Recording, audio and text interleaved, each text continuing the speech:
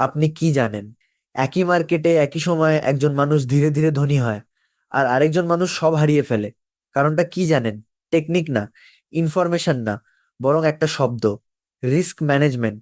এই অডিও বুকটা শুনলে আপনি শিখবেন কিভাবে একদিনের ভুল সিদ্ধান্ত আপনার পুরো ভবিষ্যৎ নষ্ট না করে কিভাবে কম জিতেও লং টার্মে লাভে থাকা যায়। কেন স্টপ লস আপনাকে দুর্বল নয়, বরং শক্তিশালী বানায়। কিভাবে ফিয়ার আর গ্রিড আপনার টাকা চুপচাপ খেয়ে ফেলে, আর কেন সব টাকা এক জায়গায় রাখা মানে নিজেই নিজের বিপদ ডেকে আনা।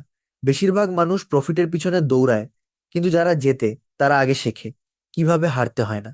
আজ আপনি যদি শুধু টাকা বানানোর কথা ভাবেন, আগামীকাল হয়তো আপনার কাছে খেলায় থাকার মতো টাকাই থাকবে না। আপনি কি কখনো এমন কোনো সিদ্ধান্ত নিয়েছেন যার ফলাফল পরে গিয়ে আপনাকে ভুগিয়েছে? হয়তো একটা ভুল ট্রেড, হয়তো ব্যবসায় বড় লস, অথবা কোনো বিনিয়োগ যেখানে আপনি ভেবেছিলেন এইবার নিশ্চিত লাভ হবে, কিন্তু বাস্তবে হয়েছে উল্টোটা। এখানেই আসে একটি শব্দ: রিস্ক। রিস্ক মানে কি? রিস্ক মানে শুধু ক্ষতির সম্ভাবনা না। রিস্ক মানে হলো আপনি এমন একটা সিদ্ধান্ত নিচ্ছেন যার ফলাফল আপনার নিয়ন্ত্রণের বাইরে যেতে পারে। রিস্ক মানে অনিশ্চয়তা।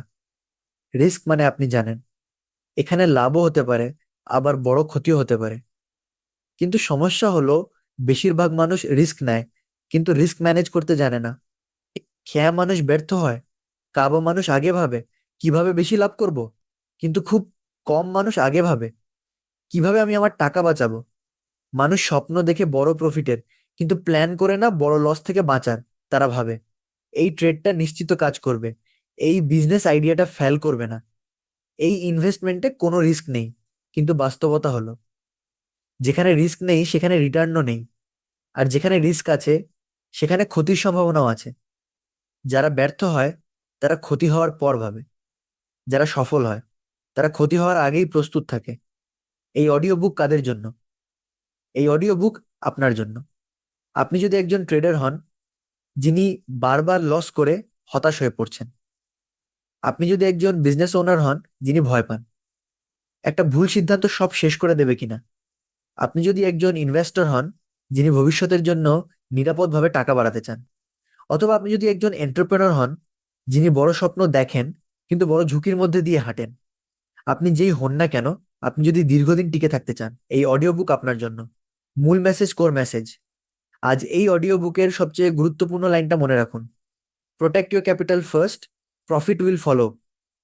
প্রথমে নিজের মূলধন বাঁচান, প্রথমে নিজের টিকে থাকা নিশ্চিত করুন, লাভ পরে আসবেই। কারণ যদি আপনার ক্যাপিটালই না থাকে তাহলে লাভ করার সুযোগই আর থাকবে না। চিন্তা করে দেখুন, আপনি যদি একদিনেই আপনার সব টাকা হারিয়ে ফেলেন, তাহলে কি আপনি পরের দিন আবার লড়াইয়ে নামতে পারবেন? সম্ভবত না।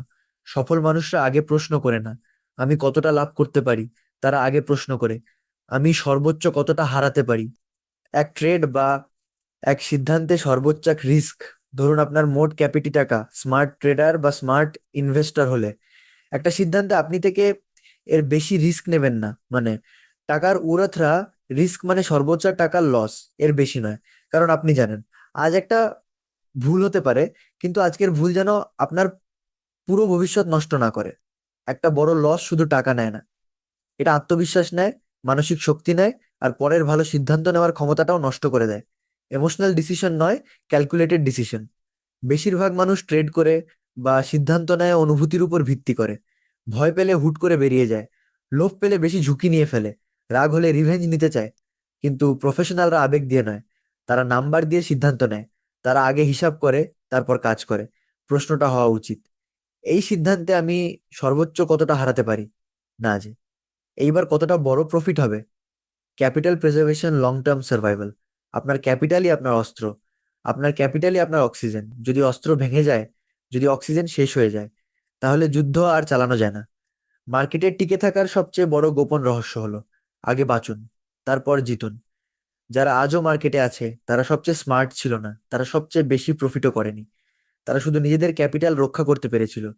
এক্সাম্পল: টাকা থাকার টাকার বেশি রিস্ক নয়। চলুন খুব সহজ একটা উদাহরণ দেখি। আপনার মোট ক্যাপিটা টাকা, আপনি ঠিক করলেন প্রতিটা ট্রেডে রিস্ক নেবেন। তার মানে সর্বোচ্চ দোলা টাকা।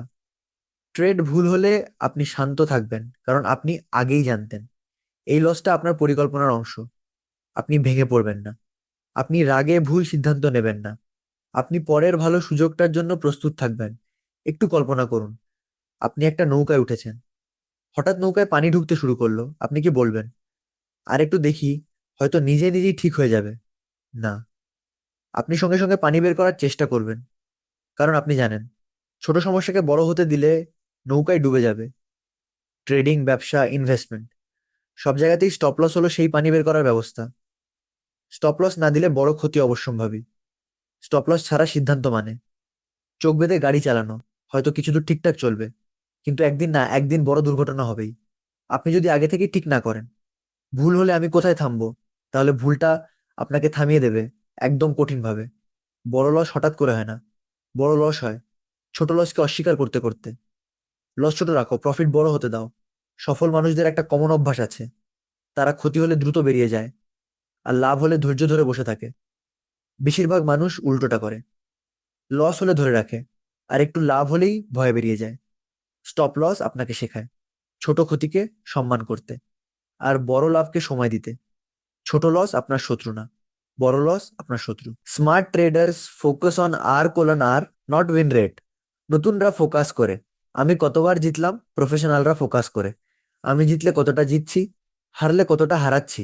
কারণ বড় বড় উইনাররা জানে সব ট্রেড ঠিক হবে না, সব সিদ্ধান্ত সঠিক হবে না, কিন্তু যদি প্রতিটা সিদ্ধান্তে রিস্ক রিওয়ার্ড ঠিক থাকে, তাহলে ভুলের মধ্যেও আপনি এগিয়ে থাকবেন। আপনি কি কখনো এমন ট্রেড করেছেন যেটা আপনার প্ল্যানের অংশ ছিল না? হয়তো ভয়ে তাড়াতাড়ি বেরিয়ে গেছেন, অথবা লোভে পড়ে বেশি ঝুঁকি নিয়ে ফেলেছেন। যদি করে থাকেন, আপনি একা না। কারণ মার্কেটে মানুষ হারে টেকনিকের জন্য কম, হারে নিজের আবেগের জন্য বেশি। Fear, grid biggest enemies.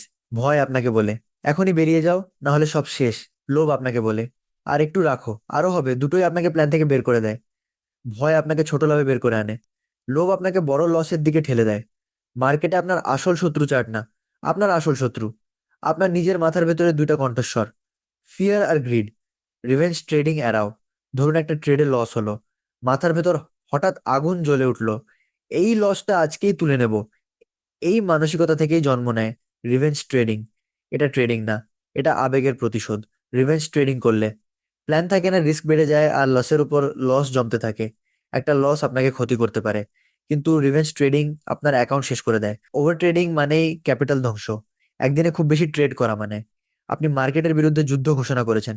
বেশিরভাগ ভালো সুযোগ আসে না ঘন ঘন, কিন্তু নতুনরা ভাবে আজ কিছু না করলে সুযোগ মিস হয়ে যাবে। এই ভাবনাই ওভার ট্রেডিং এর জন্ম দেয়। ওভার ট্রেডিং মানে বেশি ফি, বেশি ভুল, বেশি ইমোশন, কম ফোকাস। ফলাফল একটাই, ক্যাপিটাল ধীরে ধীরে গলে যায়। কম ট্রেড কিন্তু ভালো ট্রেড, এইটাই প্রফেশনালদের স্টাইল। ট্রেডিং জার্নাল রাখার গুরুত্ব, আপনি যদি নিজের ভুল লিখে না রাখেন, আপনি সেই ভুল আবার করবেন। ট্রেডিং জার্নাল হলো আপনার আয়না, এটা আপনাকে দেখায় আপনি কোথায় ভয়ে ভুল করেছেন, কোথায় লোভে ভুল করেছেন, কোন সময় আপনি সবচেয়ে বেশি ওভার ট্রেড করেন, কোন সেট আপে আপনি সবচেয়ে বেশি হারেন বা জেতেন। যারা দ্রুত শেখে তারা বেশি বুদ্ধিমান না, তারা শুধু নিজের ভুল রেকর্ড করে। আজকে আপনি যা লিখবেন, আগামীকাল সেটাই আপনাকে বাঁচাবে। একটু কল্পনা করুন, আপনার সব টাকা একটা পকেটে, হঠাৎ সেই পকেটে ছিদ্র হলো, সব শেষ। রিস্ক ম্যানেজমেন্টের সবচেয়ে পুরনো কিন্তু সবচেয়ে শক্তিশালী নীতি হলো সব ডিম এক ঝুড়িতে রাখা যাবে না। সব টাকা এক জায়গায় নয়। একটা সুযোগ ভালো মনে হলেই সব টাকা ঢেলে দেওয়া বুদ্ধিমানের কাজ না।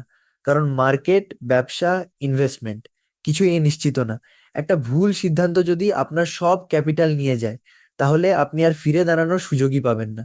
স্মার্ট মানুষরা ভাবে এইটা ফেল করলে আমি বাঁচবো তো। এক সেক্টর, এক অ্যাসেটে অল ইন নয়। ধরুন আপনি শুধু একটাই সেক্টরে ইনভেস্ট করলেন, যেমন শুধু ক্রিপ্টো, অথবা শুধু স্টক মার্কেটের একটাই সেক্টর, অথবা শুধু একটাই বিজনেস আইডিয়া। যদি সেই সেক্টরেই খারাপ সময় আসে, আপনার পুরো পোর্টফোলিও একসাথে ডুববে। বিভিন্ন সেক্টর, বিভিন্ন অ্যাসেট, এটা মানে আপনি ঝড়ের মধ্যে একাধিক নোঙর ফেলেছেন। একটা নোঙর ছিল, আরেকটা আপনাকে ধরে রাখবে। পোর্টফোলিও রিস্ক ক্যালকুলেট করা, অনেকে ভাবে আমি তো প্রতিটা ট্রেডে রিস্ক নিচ্ছি, তাহলে আমার রিস্ক কম। কিন্তু ভুলটা এখানেই। যদি আপনার একসাথে একটা ট্রেড খোলা থাকে আর প্রতিটাতেই রিস্ক থাকে, তাহলে মোট রিস্ক দাঁড়ায়, মানে একদিনে খারাপ হলে আপনার ক্যাপিটালের বড় অংশ উধাও হয়ে যেতে পারে।